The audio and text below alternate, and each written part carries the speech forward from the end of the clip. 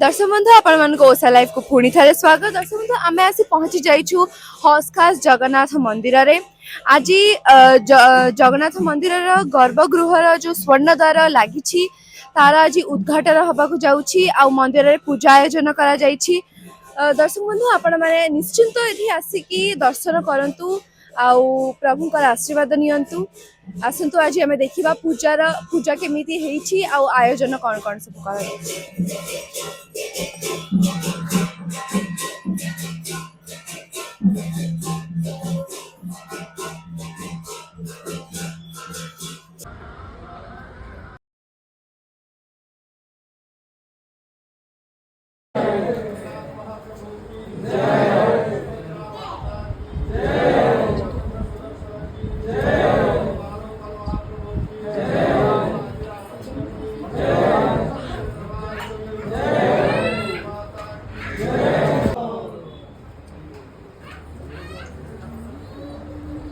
दर्शक बंधु आपण मैंने देखिपे स्वर्णद्वार केते सुंदर देखा जाउची।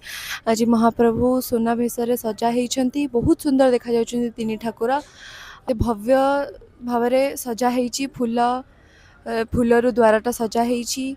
स्वर्णद्वार बहुत बहुत बढ़िया देखा।